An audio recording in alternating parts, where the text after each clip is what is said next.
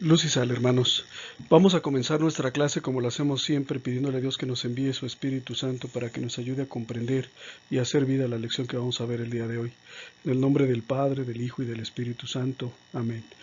El día de hoy vamos a ver nuestra lección número 30 de segundo grado, que se titula La vuelta a la casa del Padre. Como subtítulo, la vida cristiana es lucha contra el pecado. Este título, La vuelta a la casa del Padre, se refiere al impulso que siente la persona de retornar a la unidad con Dios. De hecho, está haciendo referencia al pasaje bíblico del hijo pródigo. El hijo pródigo, después de hacer un examen de conciencia, después de reflexionar, pues llega a la conclusión de que ha actuado mal y que está viviendo las consecuencias de su pecado. A partir de este reconocimiento, él toma la decisión. Primero, me levantaré y volveré a casa de mi padre. Segundo, pediré perdón. Entonces, eso es precisamente volver a la casa del Padre. O sea, la decisión de volver va precedida de algo, que es el examen de conciencia y el arrepentimiento. La vida del cristiano es una vida en ascenso hacia la perfección de Cristo. Probablemente, como hemos dicho, nunca alcancemos la perfección de Cristo. Sin embargo, todos los días tenemos que examinarnos una y otra vez para ir puliendo en nosotros esas imperfecciones que nos alejan de la santidad. Yo no sé ustedes, pero yo en lo personal, por ejemplo, cuando me pongo a pensar en mí mismo o en mi pasado, casi siempre descubro pecados que cometí y que yo no me había dado cuenta de que los había cometido, o cuando los cometí pensé que eran bromas o situaciones de importancia menor, y la verdad es que en realidad es una lucha constante la que nosotros vivimos, una lucha que no es una lucha contra el hermano, contra la hermana o contra la iglesia o contra el gobierno, es una lucha contra nosotros mismos por superar nuestras malas tendencias, nuestras concupiscencias, y es una lucha diaria que terminará pues cuando termine nuestra vida, ¿sí? Entonces vamos a ver cómo podemos hacerle para volver a la casa del Padre. Para volver a la casa del Padre, para retornar a la amistad con Dios, nuestro Señor Jesucristo nos dejó un sacramento muy importante, que es el sacramento de la reconciliación, perdón de los pecados, confesión o penitencia, como se le quiera llamar. La definición del sacramento de la reconciliación, que es así como a mí me gusta llamarlo, es la siguiente. La reconciliación es un sacramento instituido por Cristo, véase Juan capítulo 20 versículos 22 al 23, en favor de los cristianos, a fin de que cuantas veces tuvieran la desgracia de caer en pecado después de su bautismo, pudieran reconciliarse con Dios. Jesús ya sabía que somos seres humanos, que muchas de las veces nos decidimos a hacer el bien, pero tarde o temprano volvemos a caer en nuestros viejos vicios, y precisamente en previsión de estas caídas, que espero que cada vez sean menos frecuentes hasta que de plano desaparezcan, pues en previsión de estas caídas fue que Jesús instituyó este sacramento.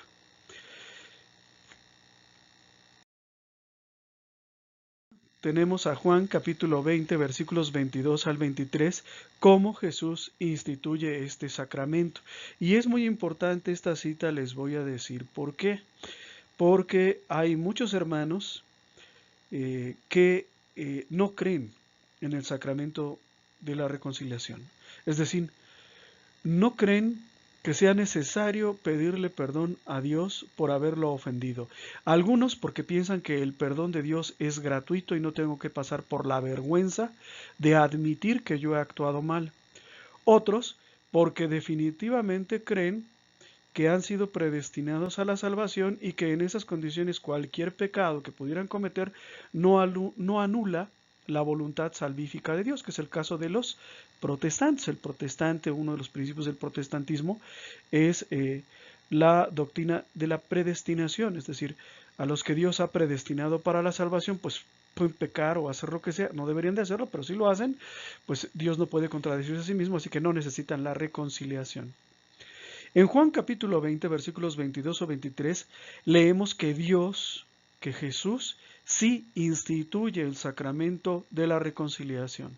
Jesús, al decirles esto a sus discípulos, sopló sobre ellos, ¿sí? Y añadió, reciban al Espíritu Santo. Los pecados serán perdonados a los que ustedes se los perdonen y serán retenidos a los que ustedes se los retengan.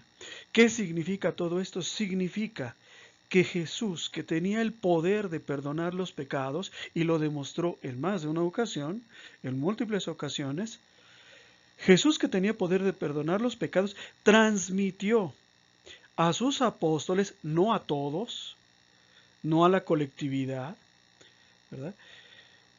Solo a sus apóstoles el poder de perdonar los pecados, y lo hizo por medio de un gesto, por medio de un soplo, soplándoles.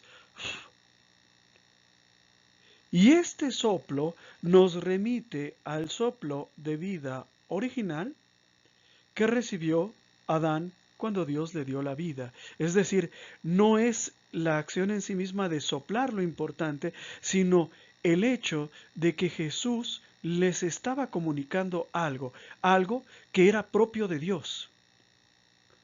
En Génesis, lo que recibe Adán, ese soplo que recibe en la cara, es la vida. Aquí Jesús les está comunicando el poder de perdonar los pecados. Por eso sí, Jesús instituyó el sacramento de la reconciliación.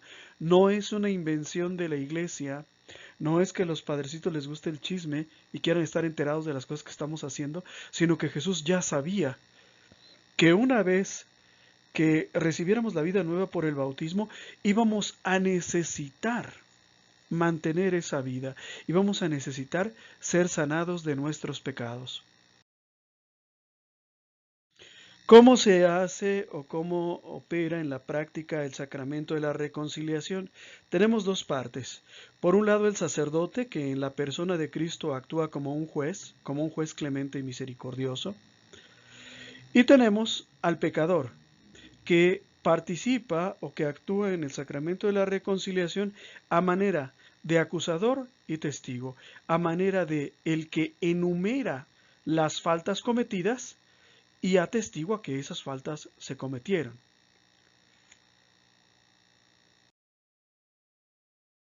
El ministro.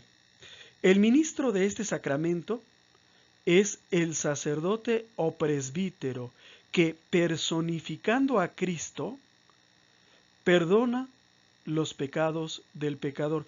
Esto es muy importante, hermanos. Las ideas protestantes se encuentran muy extendidas por todas partes. Incluso dentro de la misma Iglesia Católica, yo me he encontrado muchas personas que dicen, mira, yo me confieso directamente con Dios, no con un sacerdote. El sacerdote es un hombre, pecador igual que yo, ¿cómo va a poder perdonar los pecados? Bueno, el sacerdote no perdona los pecados. Cuando recibimos la absolución del sacerdote, lo que recibimos es la absolución de Cristo. Lo que se nos aplican son los méritos de Cristo en la cruz que nos lavan de nuestros pecados. Entonces solo puede ser un sacerdote o un presbítero. No puede ser un diácono, no puede ser un seminarista, sino que tiene que ser un sacerdote apto para escuchar la confesión.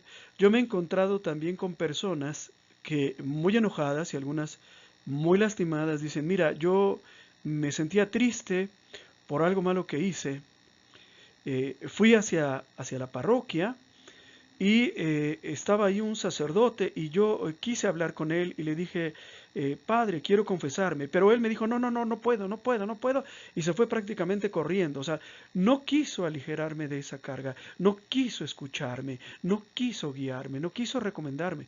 La verdad es que muy probablemente haya estado hablando con un ministro de la palabra, con un diácono o con un seminarista, y el seminarista, el diácono, el ministro de la Eucaristía o el ministro de la palabra no son sacerdotes ordenados y por lo tanto no pueden escuchar confesiones. Solo que la persona ve unas ropas que se parecen a las ropas del sacerdote y no sabe si es seminarista o si es ministro de la palabra o lo que sea. Entonces la persona se siente rechazada, pero tenemos que entender esto. No es cualquier sacerdote, no es cualquier persona, perdón. ¿Sí? Tiene que ser un sacerdote capacitado y autorizado para ello. Generalmente es un presbítero. ¿sí? Aunque puede ser un obispo, por supuesto. ¿Sí? No sé si a alguno de ustedes le haya pasado que le hayan negado la confesión. Yo conozco mucha gente en esa circunstancia, algunos muy dolidos, muy resentidos contra la iglesia, pero la realidad es que no puede ser cualquiera. La materia no son solamente los pecados, la materia del sacramento no son solamente los pecados, sino los actos del que se confiesa. Y yo creo que esta es la parte más importante incluso que los pecados. Primero, tenemos que hacer un examen de conciencia, ¿sí?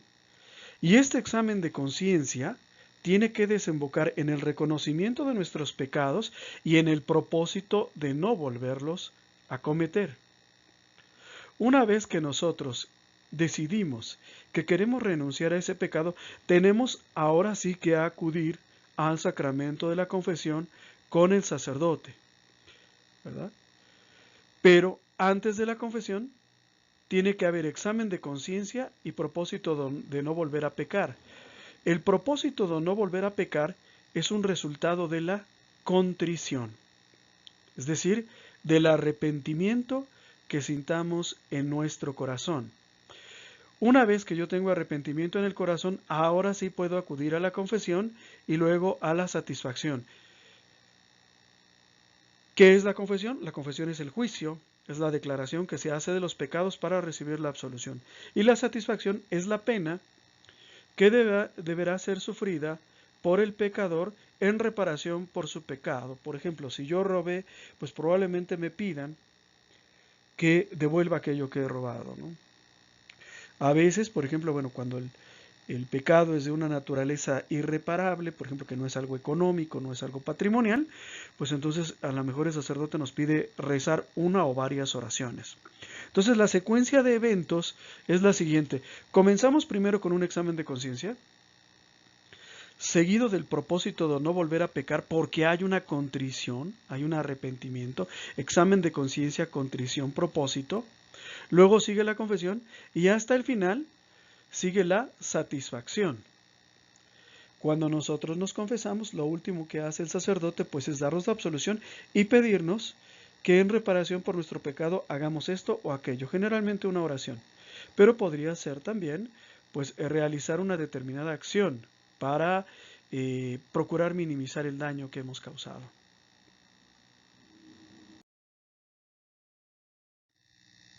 La materia se puede dividir en dos tipos: materia necesaria y materia libre.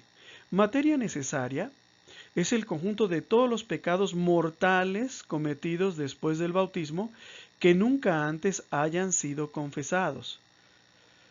Todos los pecados mortales, es decir, aquellos que infringen, ¿verdad?, que violan alguno de los preceptos del decálogo. Por ejemplo, si yo no he ayudado a mis padres, ¿verdad?, pues entonces yo estoy en pecado mortal. Si yo he faltado a misa, estoy en pecado mortal.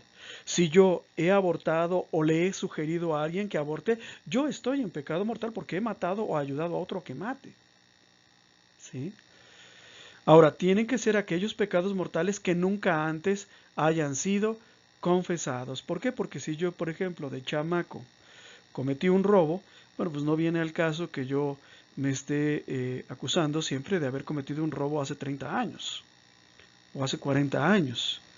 ¿Sí se entiende? La materia necesaria son los pecados mortales cometidos después del bautismo, pero que no hayan sido confesados. Y la materia libre, es decir, la materia secundaria, son los pecados veniales o los mortales que ya antes habíamos confesado. Por supuesto, un pecado ya cometido o ya confesado antes se puede volver a confesar, pero esto sería secundario, sería accesorio. Lo mismo que los pecados veniales. Los pecados veniales, acuérdense cuáles son los pecados leves, ¿verdad? Por ejemplo, cuando yo me enojo, cuando respondo de mala manera, pues son pecados veniales. Ahora vamos a hablar acerca de los actos del que se confiesa de una manera más detallada.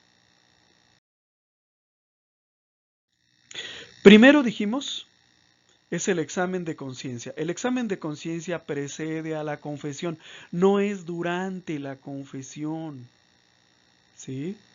Ni después de la confesión, es antes de la confesión. ¿Y qué es el examen de conciencia? Es una diligente investigación personal de los pecados cometidos a partir de la última confesión.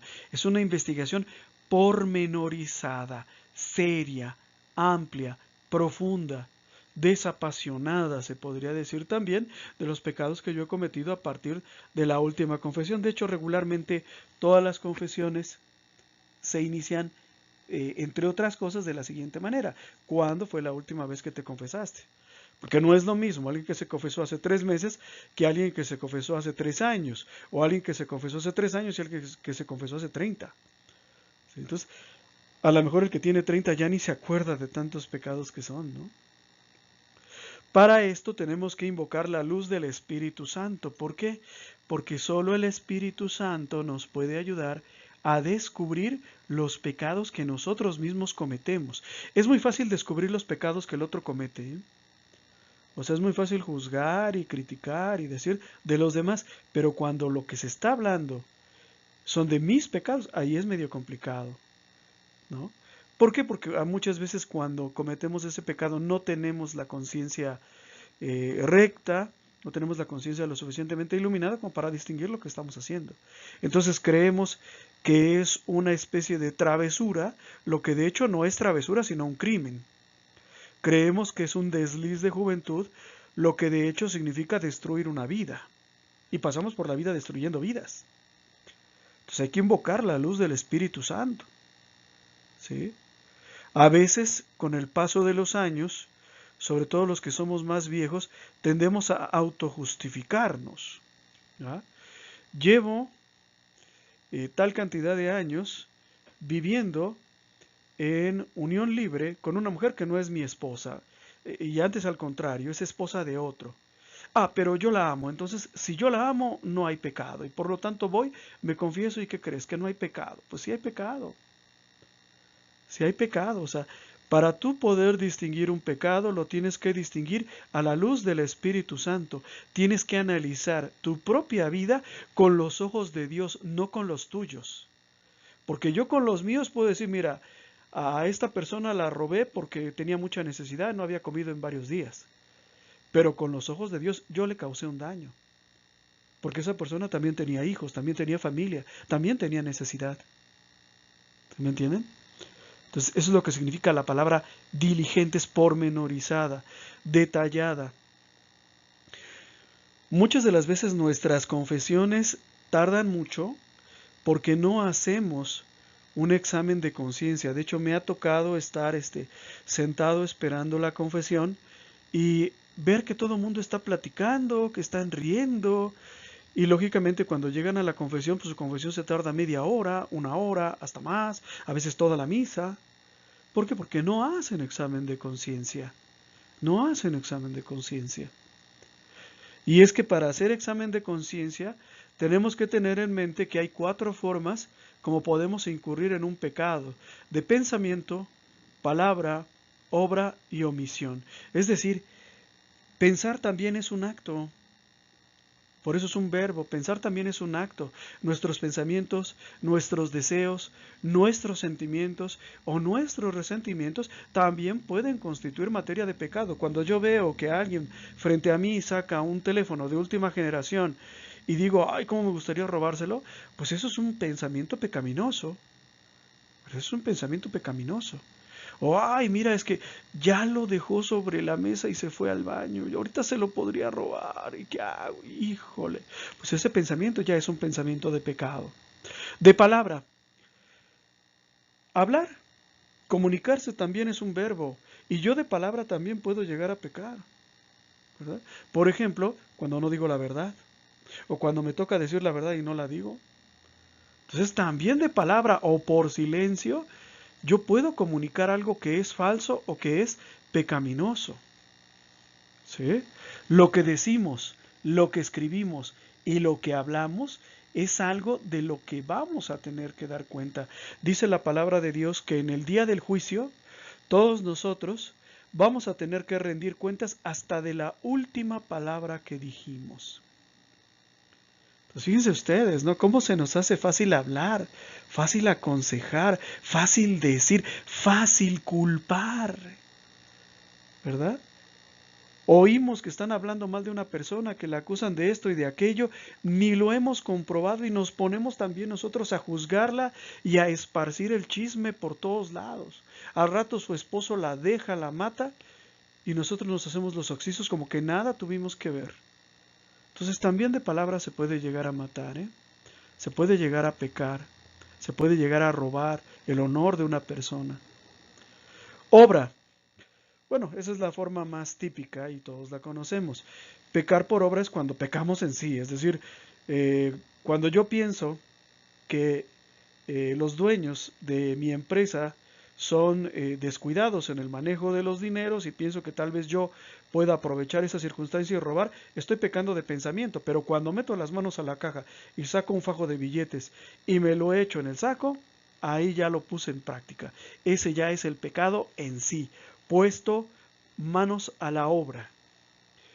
También podemos pecar por omisión. ¿Cuándo es pecar por omisión? Cuando no hacemos aquello que nos toca hacer. Acuérdense ustedes que los 10 mandamientos tienen prescripciones positivas y prescripciones negativas.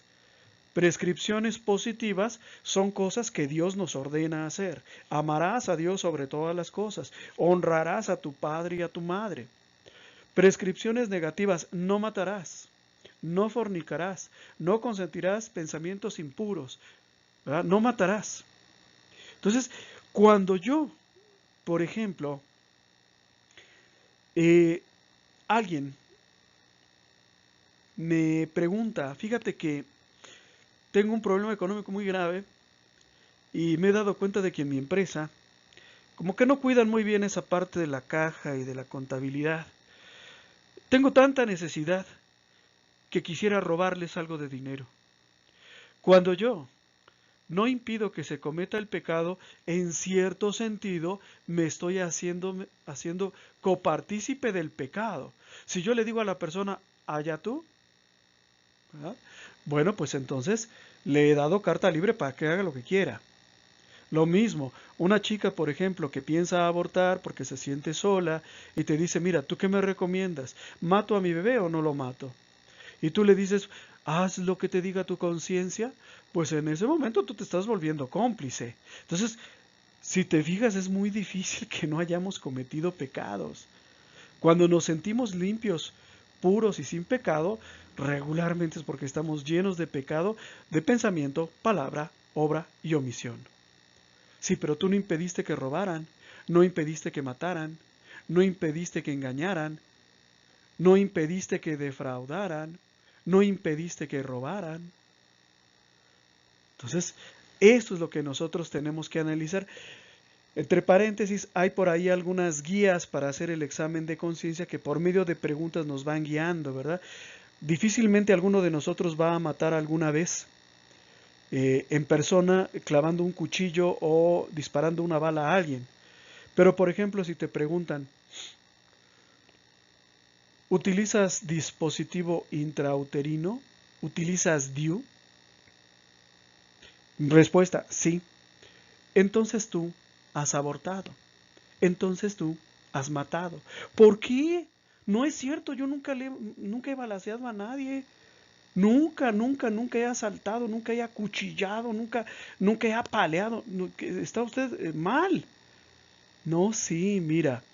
Cuando una mujer se coloca el dispositivo intrauterino en la matriz, ese dispositivo intrauterino es un metal, es una cruz, un objeto de metal que tiene por finalidad impedir que el óvulo fecundado se desarrolle, ¿sí? Es decir, que ese ser no tenga las condiciones idóneas para su desarrollo y que sea expulsado por el cuerpo de la madre en los días siguientes. En otras palabras, lo que tenemos son microabortos. Entonces tú no puedes decir que nunca has abortado si usas DIU o que nunca has matado. Pues eso no puede ser. Analícenlo, ¿ok? Analícenlo y verán que hay muchas personas en esta circunstancia.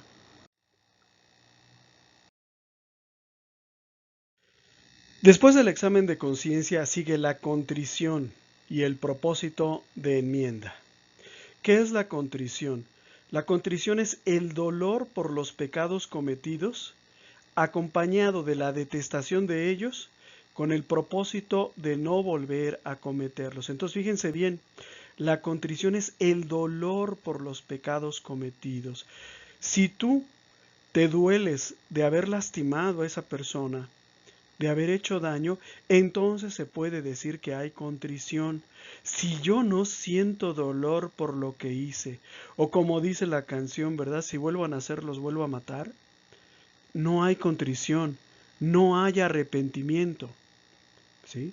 ¿Por qué? Porque si yo no siento dolor, pues tampoco siento rechazo o detestación de los pecados cometidos. Y si no detesto el pecado cometido, pues lógicamente voy a volver a cometerlo. Este es el caso, por ejemplo, del señor que en una noche de copas, ¿verdad? Pues hace algo indebido, pero no le duele haberlo hecho. ¿Por qué? Pues porque le agradó, porque piensa volverlo a cometer, y en ese sentido pues no hay dolor y por lo tanto no hay arrepentimiento. ¿Sí? Entonces esto es muy importante. Por ejemplo, mi esposa ha utilizado el DIU. ¿Verdaderamente te duele todos esos hijos que sin quererlo y sin saberlo mataste? ¿Te has puesto a pensar en ellos? ¿Qué sería de ellos ahorita? ¿No? O por ejemplo, esa persona a la que robaste, ¿ya te has puesto a pensar qué pasó con ella cuando llegó a su casa? Cuando vio a su esposa y a sus hijos y le pidieron comida y él les dijo, es que me acaban de asaltar. ¿Ya te pusiste a pensar en ellos? O esa persona que te pidió un favor, que te pidió un préstamo y que tú le dijiste que no, y aún a pesar de que tenías ese dinero contigo que te estaban pidiendo prestado, ¿ya te fijaste qué fue lo que pasó? ¿Qué sucedió después? ¿No? Entonces, eso es la contrición, es el dolor, es el dolor. La contrición, para hacer una verdadera contrición, tiene que ser interna, es decir, de corazón, ¿sí? No de conveniencias, no de pensamientos, no de razonamientos, sino de corazón. Me arrepiento de haber dejado sin comer a esa familia porque me gasté el dinero que le iba a pagar al Señor en una borrachera. De corazón me arrepiento. Tiene que ser sobrenatural, es decir, tiene que estar basada en el amor a Dios. Tiene que ser un fruto de la gracia. Yo me puedo arrepentir de haber pecado por muchas razones. Por ejemplo, si soy ladrón, pues me puedo arrepentir porque en mi empresa acaban de instalar un sistema de cámaras, ¿verdad? O me puedo arrepentir porque están culpando a mi mejor amigo y en realidad quien robó fui yo. Pero esa no es un arrepentimiento perfecto. Tiene que ser por amor a Dios. Estar consciente de que cada vez que yo golpeaba a mi esposa, ¿verdad? A quien estaba ofendiendo era a Dios. Cada vez que yo robaba en mi empresa, por supuesto ofendía y le hacía daño a mi jefe, pero también le estaba faltando a Dios, ¿sí? Entonces eso es lo que significa que la contrición sea sobrenatural, tiene que ser un fruto de la gracia y tiene que estar fundada en el amor a Dios, ¿sí?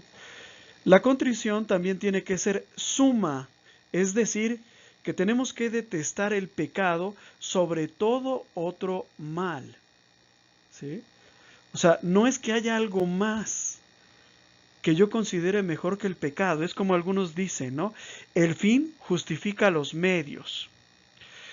Sí debí haber, no debía haber robado a ese humilde trabajador que venía saliendo de la fábrica, pero sí le debía haber robado a mi jefe cuando dejó la caja abierta.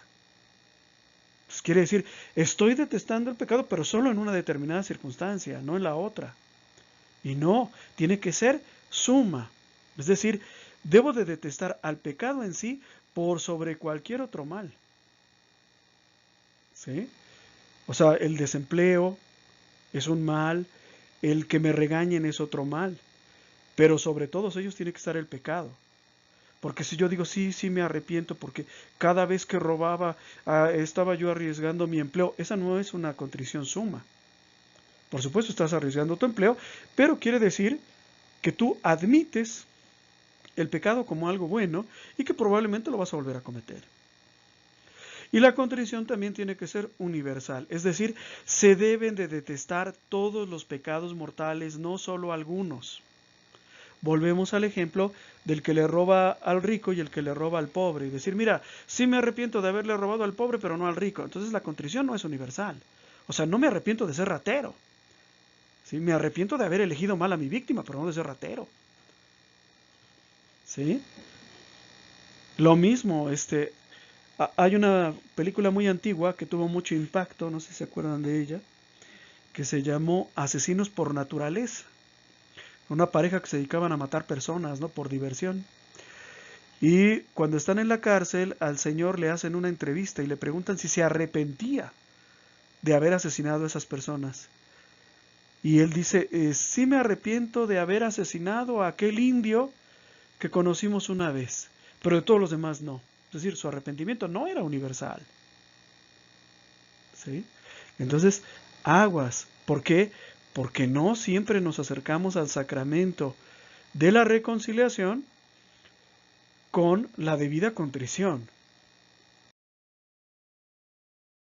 Una contrición puede ser perfecta o imperfecta. Se dice que la contrición es perfecta cuando hay dolor y detestación de los pecados sentida por motivo de caridad o amor a Dios. Cuando yo entiendo perfectamente que cada vez que yo le hacía daño a mi mujer, a mi hijo, a mi compañero de trabajo, a mi jefe, lo que estaba haciendo era causarle un daño a Dios. En ese momento se está tratando de una contrición perfecta. Si yo no logro relacionar lo que yo hice con el daño a Dios, ¿verdad? Pues entonces no hay contrición perfecta. En el caso del robo, por ejemplo, hay mucha gente que dice, ladrón que roba ladrón tiene 100 años de perdón. Entonces, si yo pienso así y así me acerco al sacramento de la reconciliación, pues es evidente que no capto la relación que hay entre el acto pecaminoso en sí y la voluntad de Dios que me ordena que no robe. ¿Sí? Entonces, es como les decía, o sea, yo me puedo arrepentir por muchas razones, no necesariamente pueden estar puestas en Dios. Me arrepiento de haber robado porque pusieron la cámara y ahí salió mi video y tengo miedo de que revisen el video y vean que estoy yo robando. ¿Sí? Esa es una contrición imperfecta. Una contrición imperfecta es cuando hay dolor y detestación del pecado sentido por motivos sobrenaturales o naturales distintos a Dios. Por ejemplo, cuando yo digo que me arrepiento por miedo al fuego del infierno. ¿Sí? O por miedo a que el Padrecito me regañe. ¿Hay una contrición? Sí, sí hay una contrición. Y con esa contrición yo me puedo presentar al sacramento de la confesión, pero es una contrición imperfecta. ¿Cuál es la contrición que tú y yo tenemos que buscar? La contrición perfecta. ¿Ah? Decía hace unos años un hombre que yo conocí, decía que él, bueno, pues había tenido alguna infidelidad contra su esposa tiempo atrás. Y dice que platicando con alguien, esa persona le dijo, bueno, ¿y qué sentirías tú si tu esposa te hiciera lo mismo? Ahí se arrepintió, pero no se arrepintió por haber ofendido a Dios, ¿eh? Se arrepintió porque se puso en los zapatos de su esposa. Entonces tenemos que buscar siempre la contrición perfecta. La contrición es tan necesaria para el sacramento de la confesión que quien se acerca a la confesión sin ella, es decir, sin la contrición, no solo no recibe el perdón de los pecados, sino que comete otro pecado llamado sacrilegio. Es decir, se acercó a la confesión sin haberse arrepentido. ¿Sí? Cometió un sacrilegio. ¿Cómo sé yo que verdaderamente me he arrepentido? Porque me duele lo que hice.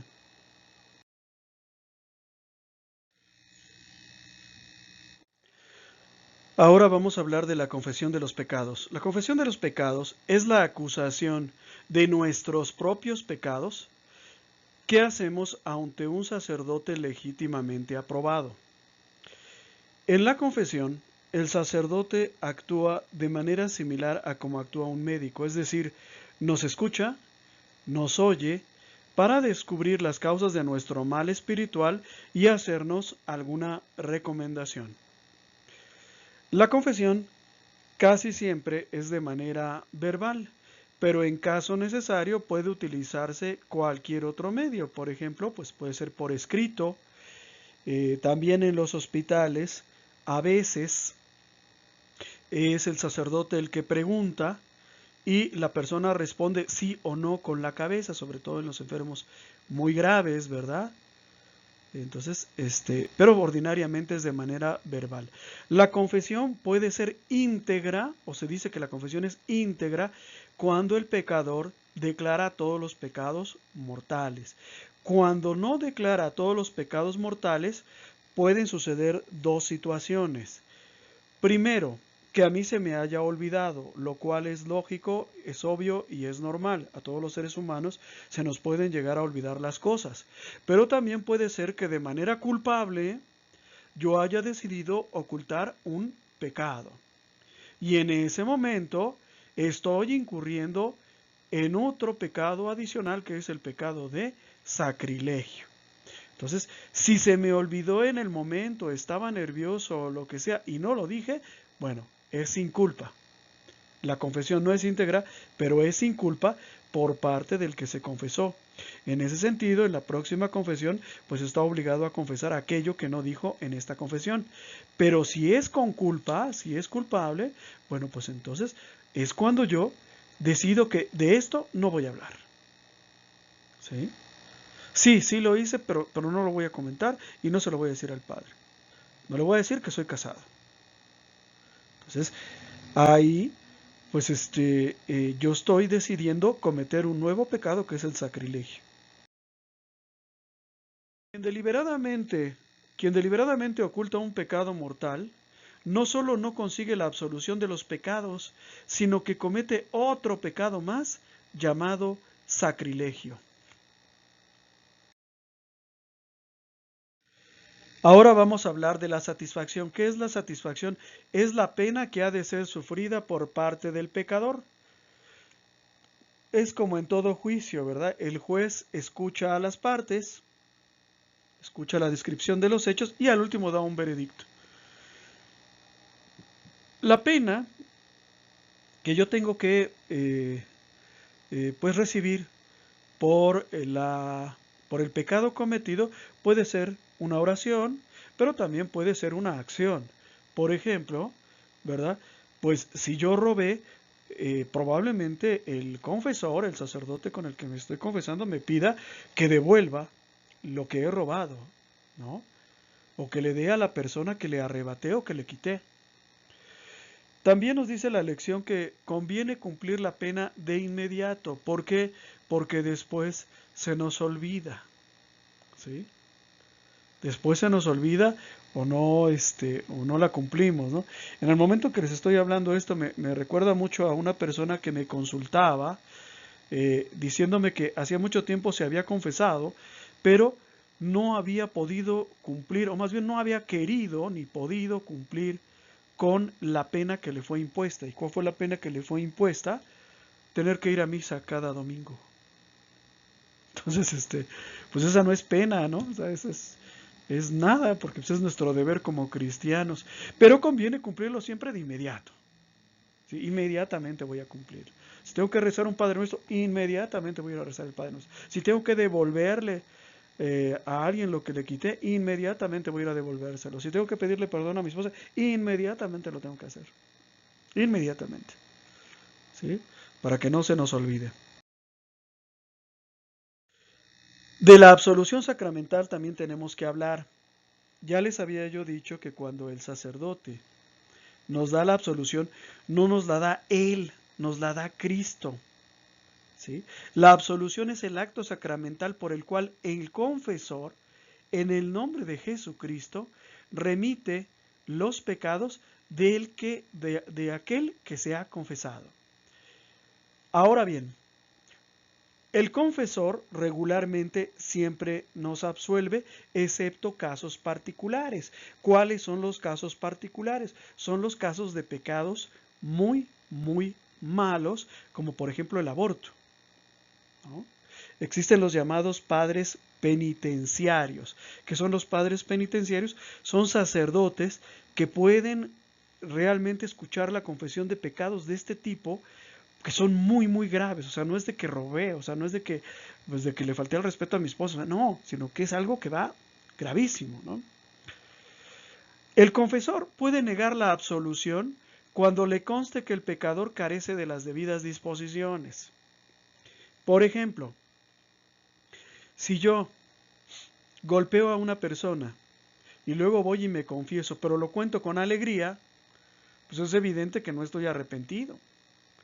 Por lo tanto, el confesor me puede negar la absolución. El más típico caso es este. El sacerdote te pregunta, ¿eres casado? Respuesta, no. O sea, vives en pecado. Por lo tanto, después de confesarte vas a seguir viviendo en pecado. Por lo tanto, ¿qué sentido tiene que te confieses? Carece de sentido que te confieses. O sea, si yo, terminando mi confesión, voy a ir a pecar nuevamente, no tiene sentido que me confiese. Y este es el caso de los que viven en unión libre, ¿verdad? Los que viven en unión libre, pues es su caso. O sea, me voy a confesar, pero voy a seguir pecando llegando a casa. Entonces, en ese caso, cuando el confesor perciba que el pecador no está arrepentido, que carece de la debida disposición o que piensa volver a pecar, pues no puede confesarlo, puede negarse, ¿sí? Ahora bien, el confesor está siempre obligado a guardar el secreto. Todo lo que se dice en confesión es secreto, ¿ok? Y esto es una disposición de la Iglesia. El sacerdote sería duramente sancionado si confiesa aquello que ha escuchado durante la confesión. Porque imagínense, ¿no? O sea, todo lo que escucharán, ¿no? Imagínate, si alguien dice, mira, la verdad es que quien mató al vecino fui yo, ¿no? Entonces, pues con esa información podrían pasar muchas cosas, ¿no?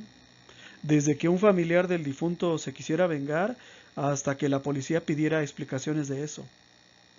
Entonces, aguas. El confesor está obligado a guardar el secreto. De los efectos, es decir, ¿qué pasa con nosotros después de que nos confesamos? En primer lugar, la confesión o el sacramento de la reconciliación remite la pena eterna y de la culpa y al menos en parte de la pena temporal debida por los pecados. Es decir, nuestros pecados nos son perdonados. ¿Sí? Segundo, los méritos y riquezas espirituales que habíamos perdido a causa del pecado son recuperados, así como su eficacia en orden a obtener la vida eterna, tal como era antes de haber pecado. Es decir, somos restituidos a la vida de la gracia. Ya la habíamos perdido, ¿sí? Pero con la confesión, con la reconciliación, la recuperamos. Y entonces ahora sí, ya no estamos en pecado y podemos hacer acciones meritorias de la vida eterna.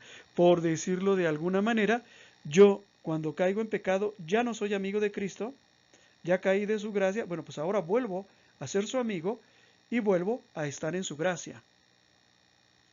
Tercero, al recibir el sacramento se nos concede la gracia que nos ayuda a perseverar y a prevenir futuras caídas. Muchas de las veces, yo creo que todos ustedes lo han visto, que siempre nos confesamos del mismo pecado. Es que soy muy chismoso, padre. Soy muy chismoso. Y lo digo y me confieso y recibo la absolución y una semana, 15 días, un mes después ya estoy de nuevo ahí y el pecado es exactamente el mismo y el mismo y el mismo. Bueno, cuando nosotros nos reconciliamos con Dios por medio del sacramento de la confesión, recibimos los dones y las gracias para no volver a caer en pecado. Por supuesto, somos seres humanos y existe la posibilidad de que volvamos a caer, sobre todo si ese pecado es un resultado, al menos en parte, de alguna deficiencia de carácter psicológico. Es decir, si soy una persona que siente la compulsión de que todos volteen a mirarme y de que todos me escuchen y de que todos sepan quién soy y lo que pienso, pues lógicamente probablemente después vuelva a andar de chismoso, ¿verdad? Pero el sacramento me da la gracia para que esas caídas cada vez sean menores hasta que un día desaparecen por completo. Otro efecto del sacramento de la reconciliación es que cuando la persona que recibe el sacramento solo tiene pecados veniales o son pecados mortales que ya antes habían sido perdonados, la recepción del sacramento produce un aumento de gracia y desde luego los pecados veniales son perdonados. Nosotros, que ya vamos en segundo grado de escuela de pastoral, se supone que ya no tenemos que tener pecados graves, es decir, yo ya no robo, yo ya no mato, yo ya no soy adúltero, se supone que no, se supone que no, pero bueno, podría suceder. Lo más sano es que solamente tuviéramos pecados veniales, es decir, por ejemplo, me enojé, respondí mal, no quise hacer lo que se me pedía, es decir, pecados relativamente pequeños. Bueno, cuando nosotros confesamos esos pequeños pecados veniales, recibimos un aumento de gracia y recibimos el perdón de los pecados. Es decir, poco a poco vamos superando también esos pecados veniales. Yo soy muy enojón, por ejemplo. Bueno, pues cada vez soy menos enojón. O sigo siendo el mismo enojón, pero ya no tan grave. ¿Sí? Entonces, es útil incluso cuando solamente tenemos pecados veniales o pecados mortales que ya habíamos confesado antes. Ahora vamos a hablar de la absolución comunitaria. No me voy a detener mucho aquí, les voy a decir por qué. Porque no es muy común que nosotros recibamos la absolución comunitaria. La absolución comunitaria solamente se utiliza en situaciones límite, como las epidemias, como esta que estamos acabando de pasar, ¿verdad? O como las guerras. En medio de una batalla es muy difícil que los soldados pues se confiesen en forma antes de comulgar. En esos casos, lo que hace el sacerdote es absolver de manera comunitaria, pidiéndole a cada uno de los presentes que recuerden sus pecados y que en su corazón se arrepientan de ellos y que pidan perdón a Dios. Y entonces ya pueden todos pasar a comulgar y pues quizás después de ahí ir a la batalla, ¿no? Entonces esa es la absolución comunitaria, pero se da solo en ocasiones especiales. No es siempre ni es en toda circunstancia. Vean la fotografía, son un grupo de soldados, ¿verdad? Que están en una misa. Incluso están con sus armas, probablemente estén en medio de un combate porque las armas están ahí presentes, no las guardaron en ningún otro lugar. Y bueno, pues esa es la circunstancia. ¿Cuáles son las condiciones para recibir la absolución comunitaria? En primer lugar, la absolución comunitaria debe ser anunciada con anticipación. No se puede dar sin que la persona lo sepa anteriormente. Vamos a decir, sí se puede dar, pero no es lo ideal. ¿Por qué? Porque si nosotros no anunciamos que en esa misa va a haber absolución comunitaria, pues no le damos tiempo a la persona para que haga con la debida seriedad el examen de conciencia y se arrepienta de sus pecados. Entonces, lo ideal es que las personas que van a recibir esa absolución estén enteradas desde mucho tiempo antes, tanto como sea posible. Un día, 2 días, una semana, un mes, mientras más es mejor. Ahora bien, para recibir la absolución comunitaria, siempre va a ser necesario cumplir con los 3 requisitos de los que hemos hablado: haber hecho un examen de conciencia, haberse dolido de los pecados cometidos, es decir, tener una verdadera contrición, y tener el propósito de enmienda. ¿Ah? También es importante que en cuanto podamos nos tenemos que confesar y cumplir con la satisfacción. Es decir, no puedo estar recibiendo siempre absoluciones comunitarias. ¿Sí? Es que en tal parroquia va a haber absolución comunitaria. Ah, vamos, vamos, vamos, para que podamos comulgar. Bueno, ¿qué crees? Que ahora ya no va a haber absolución comunitaria, ahora ya va a ser normal. El padre quiere o nos tenemos que confesar. Ah, no, no, entonces vamos a buscar en dónde va a ser la nueva absolución comunitaria. Pues no, no puede ser así. O sea, en cuanto me sea posible, me tengo que confesar y cumplir con la satisfacción. Satisfacción, perdón. Hay una regla que dice que no podemos recibir 2 absoluciones comunitarias seguidas. O sea, no puedo pasármela recibiendo absoluciones comunitarias. Bueno, pues esto es todo, hermanos, en relación al sacramento de la reconciliación. Ya llevamos algún tiempo viéndolo, me parece que desde la semana pasada. La próxima semana vamos a continuar viendo el sacramento de la reconciliación. Vamos a terminar nuestra clase, nos ponemos todos de pie y decimos fuerte y claro: Señor, que nunca vea yo con ligereza tu perdón. Amén. Así sea, hermanos. Nos vemos la próxima semana. Muchas gracias. Que Dios los bendiga. En el nombre del Padre, del Hijo y del Espíritu Santo. Amén. Muchas gracias por tu atención. Esperamos que este video haya sido de tu agrado. Nuestro trabajo se mantiene gracias a las aportaciones de amigos y benefactores. Si nace de tu corazón hacer alguna aportación y tienes posibilidad de hacerlo, aquí te dejo mis datos bancarios. Si no puedes hacer alguna aportación, con una oración es más que suficiente. Que Dios te bendiga y muchas gracias.